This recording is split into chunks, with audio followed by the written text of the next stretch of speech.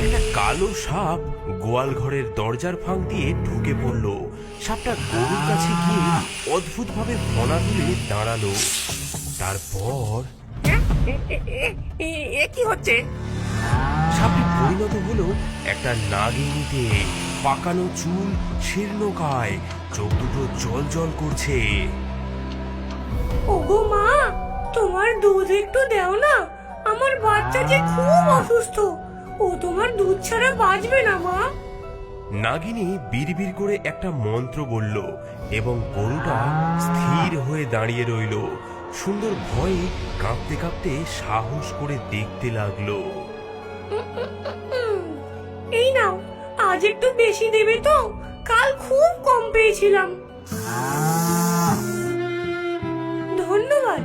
তোমার দুধ না পেলে আমার বাচ্চা বাঁচবে না। পেটের জ্বালা যে কি সেটা মা হলেই বোঝা যায়। নাগিনী আবার সাপের রূপ ধারণ করলো এবং দুধের বাটি মুখে নিয়ে গোয়ালঘর থেকে সরসর করে বেরিয়ে পড়ল। সুন্দর এই অদ্ভুত দৃশ্য দেখে প্রথমে ভয়ে কাঠ হয়ে গেল, তারপর রাগে ফুঁসতে ফুঁসতে বলল, আমি এই চুরি বন্ধ করবই। পরদিন সুন্দর লঙ্কা পোড়া দিল এবং গোয়ালঘরের চারিপাশে ধোঁয়া করে ফেললো। এখন দেখবো নাগিনী কেমন করে আসে। লঙ্কার ধোয়া সাপেরা সহ্য করতে পারে না। আজকে দেখবো মজা। কে কে এই ষড়যন্ত্র করলো? মায়া, মায়া, এই ধোঁয়ার সামনে যে আমি আসতে পারছি না, আমার বাচ্চার দুধ আমি কিভাবে সংগ্রহ করব?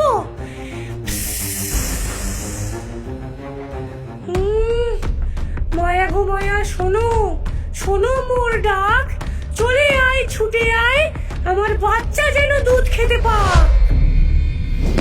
মন্ত্র বলার পর নাগিনী সেখান থেকে চলে গেল এবং সুন্দর ভাবল যে নাগিনীর থেকে সে রেহাই পেয়েছে। কিন্তু রাত গভীর হতেই সুন্দর হতবম্ব হয়ে দেখল তার গরুর মায়া অস্থির হয়ে উঠেছে। হঠাৎ করে গোয়াল ঘরের দরজা ভেঙে সে বেরিয়ে গেল আর ছুটতে লাগলো জঙ্গলের দিকে। সুন্দর গরুর পিছু পিছু জঙ্গলে গিয়ে দেখল মায়া একটি গাছের গোড়ায় গিয়ে দাঁড়িয়ে আছে। গাছের গোড়ায় যে গর্ত, সেখানে মায়ার দুধ ঝরে পড়ছে। গর্তের ভেতর থেকে একটি অদ্ভুত আলো আসছে। সুন্দর গাছের আড়ালে লুকিয়ে দেখে নাগিনী একটি শিশুকে কোলে করে নিয়ে দুধ খাওয়াচ্ছে। এ কি? এ যে অর্ধেক মানুষ অর্ধেক সাপ। এর গায়ের ত্বক সাপের মতো চকচকে। খাও বাবা, খাও, এই দুধে তুমি বড় হবে, শক্তিশালী হবে। খাও বাবা। কে কে ওখানে? ভয় পাবেন না, আমি সুন্দর, এই গাভীর মালিক। তুমি সেই মানুষ যে আমার বাচ্চার খাবার বন্ধ করে দিয়েছো লঙ্কার ধোঁয়া দিয়ে? হ্যাঁ, আমি। কিন্তু আমি জানতাম না যে আপনি এই শিশুকে খাওয়াচ্ছেন। এই বাচ্চাটিও তো বাঁচতে চায়। আমার গাভী প্রচুর দুধ দেয়।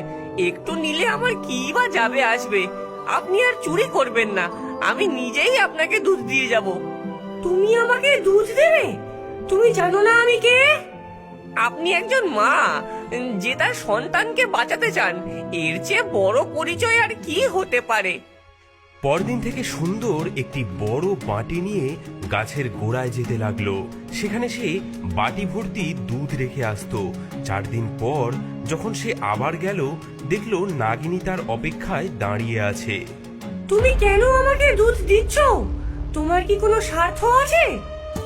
দয়া করাই মানুষের ধর্ম। আমার গাভীর দুধে আপনার শিশু বেঁচে থাকবে, এটাই আমার পুরস্কার। অদ্ভুত, তোমার মতো মানুষ আমি আগে দেখিনি। আমার বাচ্চা খুব দুর্বল, বিশেষ যত্নের প্রয়োজন। এভাবেই দিন যেতে লাগলো। সুন্দর প্রতিদিন দুধ দিতে লাগলো আর নাগিনী ও তার বাচ্চা পুষ্ট হতে লাগলো। একদিন সুন্দর, তুমি আমার উপকার করেছো, আমিও তোমার উপকার করব। এই নাও, এই পাথর, এটি তোমার গাভীর বাটে একবার ছুঁয়ে দিলে তার দুধ আগের চেয়েও মিষ্টি হবে আর তার দুধ দ্বিগুণ বেশি হবে। সুন্দর পাথরটি নিয়ে বাড়ি ফিরল। মায়ার বাটে পাথর ছোঁয়াতেই অদ্ভুত ঘটনা ঘটল। মায়ার দুধ হয়ে গেল আগের চেয়েও দ্বিগুণ এবং অনেক বেশি মিষ্টি। গ্রামের সবাই সুন্দরের দুধ কিনতে লাগলো। সুন্দর আরো গাভী কিনলো। ধীরে ধীরে সে গ্রামের সবচেয়ে ধনী গোয়ালা হয়ে উঠল। এদিকে গ্রামে আরেকজন গোয়ালা ছিল, মন্দর।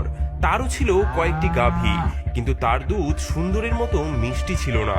সুন্দরের ব্যবসা বাড়ার সাথে সাথে মন্দরের ব্যবসা কমতে লাগলো। লোকে এখন শুধু সুন্দরেরই দুধ চায়। এই সুন্দর এখন গ্রামের সেরা গোয়ালা।